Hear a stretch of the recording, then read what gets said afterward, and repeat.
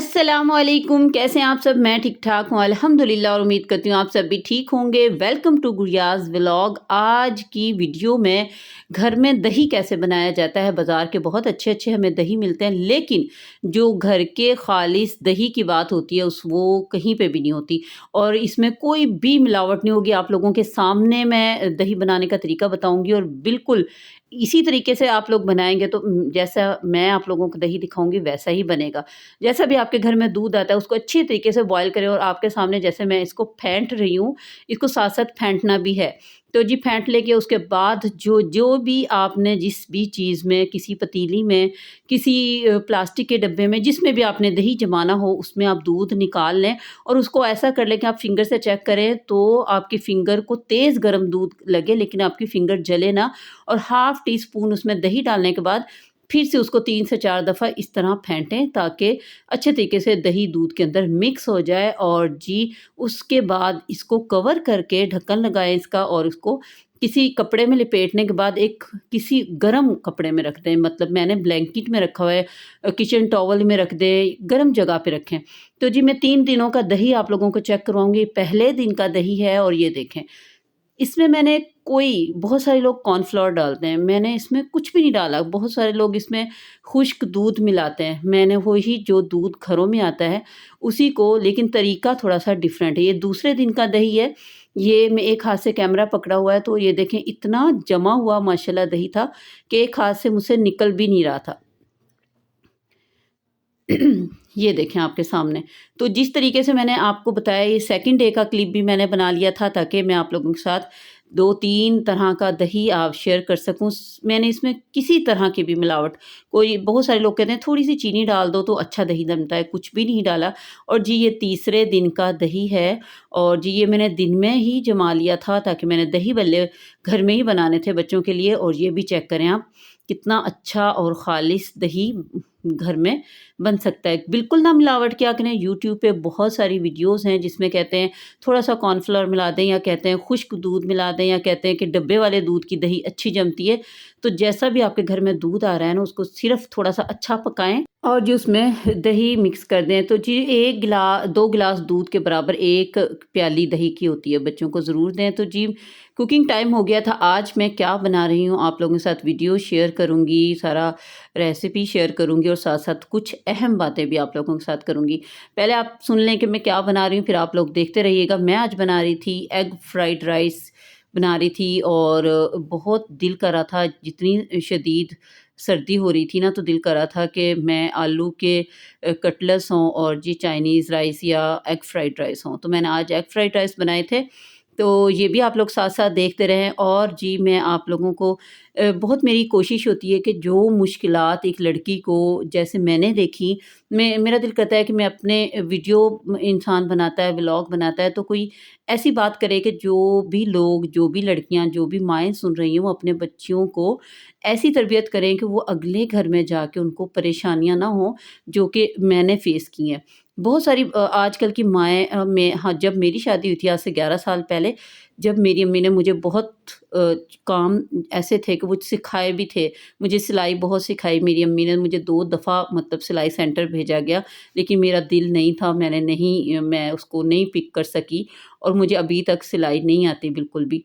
लेकिन अब मैं पछताती हूँ कि मुझे सीखनी चाहिए थी जब मेरी अम्मी ने सिखाई। और शादी से पहले 2 माह पहले मेरी अम्मी ने मेरी प्रैक्टिस शुरू कर दी थी कि मुझे कुकिंग आनी चाहिए। और फिर जैसे अम्मियाँ कहती होती हैं ना, आगे जाओगे जब तुम्हें पता चलेगा, जब तुम्हारी सास ऐसे कहेगी, तुम्हें डाँटेगी। या मुझे कुकिंग बिल्कुल परफ़ेक्ट नहीं आती थी जब मेरी शादी हुई, मुझे रोटी बहुत बिल्कुल अच्छी नहीं आती थी बनानी। और फिर मैंने अपनी मदर इन लॉ की, ज़ाहिर है इंसान डरता भी है नई-नई जगह पे जाके, तो बहुत सारी चीज़ें मैंने उनसे सीखी जो मेरी अम्मी ने बहुत कोशिश की मुझे सिखाने की। तो फिर वहाँ मैंने बड़ी शराफ़त से बहुत अच्छी चीज़ें बनानी सीख लीं और अल्हम्दुलिल्लाह आज मैं बहुत अच्छी कुकिंग कर लेती हूँ और मेहमान आते हैं उनको बहुत अच्छा मैनेज करती हूँ। ये भी मैंने, मेरी अम्मी भी बहुत अच्छी मेहमान नवाज़ थी, लेकिन मेरी सास भी बहुत अच्छी मेहमान नवाज़ थी। अल्लाह ताला उनकी मग़फ़िरत फ़रमाए कि जो भी मेहमान आता था खुश होके जाता था। तो यही मेरी कोशिश होती है कि जो भी मेहमान आए मैं उसके लिए अच्छे से अच्छा बनाऊँ, उसकी दावत अच्छे से अच्छी करूँ और हर मेहमान खुश होके जाए। तो इतना कुछ मैंने सीख लिया, लेकिन मुझे वो जो घर में बंदा होता है ना, फ्री होके अपनी अम्मी से, अपनी बहनों से, भाभीयों से सीख लेता है, तो वो बाद में ससुराल में ज़रा झिझकता हुआ सीखता है। सुबह जब उठना होता है ना, तो रात को नींद ही नहीं आती थी मुझे कि सुबह मैंने उठ के नाश्ता बनाना है, और मैं इतना स्लो काम करती थी कि नाश्ते में ही मुझे बहुत टाइम लग जाता था।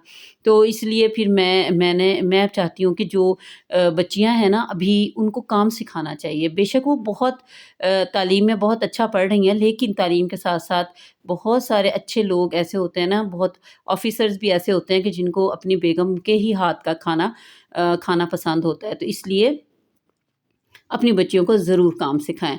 तो साथ-साथ आप लोग देख रहे थे, मैं जी चावल डाल दिए, मैंने यख़नी बनाई थी, यख़नी डाल दी थी, और इधर मैं बना रही हूँ अंडा, जो मैं उस पे डालूँगी, और इस पे मैंने फूड कलर डाला है। फूड कलर डालने के बाद इसको अच्छे तरीके से ऑयल पे आपने फैला देना। बहुत सारे लोग इसको अंदर भी डाल लेते हैं ऑयल में, जो चावलों में जो पहले हमने सब्ज़ियाँ लहसुन अदरक डालना होता है ना, उससे पहले अंडे को फ्राई कर लेते हैं। लेकिन मैंने इसको तवे पे किया, और इसको मैंने छुरी के साथ छोटी-छोटी कटिंग कर लूँगी। तो बहुत मज़ेदार बनी थी, और सर्दियों में सब्जियाँ जब आई हों ना, तो ऐसी रेसिपीज़ हमें बनाते रहना चाहिए, ताकि बच्चों को भी बच्चे भी शौक से खा लें, और वैसे भी सब्जियाँ तो बहुत अच्छी होती हैं ना, सेहत के लिए हेल्दी होती हैं।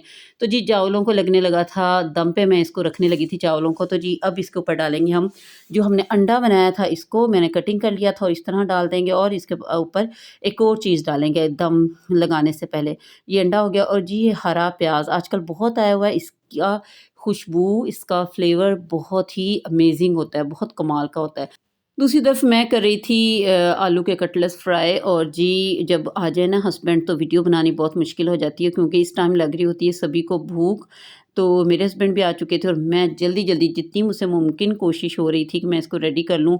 मेरा चूल्हा, सारी जगह बहुत जैसे चीज़ें बिखर जाती हैं ना, ऐसी हुई थी। मैंने अभी साफ़ भी करनी थी, लेकिन मुझे ये था कि मैं जल्दी-जल्दी इनको बना लूँ, ताकि उनको टाइम पे खाना दे सकूँ। तो जी ये मैंने इसका दम खोल दिया है। 15 मिनट लगाया था, और ये देखें फाइनल लुक देखें आपके सामने है। और अब मैं किसी डिश में नहीं डाल रही, किसी में नहीं, डायरेक्ट अपने हस्बैंड के लिए प्लेट तैयार कर रही हूँ, और उसी में डाल के आपको दिखाऊँगी। तो जी ये थी आज की मेरी 2 बहुत अमेज़िंग रेसिपीज़, और बहुत अच्छी एक बात थी मेरे दिल में कि मैं आप लोगों के साथ शेयर करूँ। अपनी बच्चियों को ज़रूर काम सिखाएँ, ताकि उनको आगे ससुराल में मुश्किल ना हो, और मज़े-मज़े की डिशेज़ बनाएँ, वो खुश होके बनाएँगी। आजकल तो इतनी मज़े-मज़े की डिशें व्लॉग्स में, वीडियोज़ में, यूट्यूब पे देख के बच्चियाँ बनाती हैं और खुश होती हैं।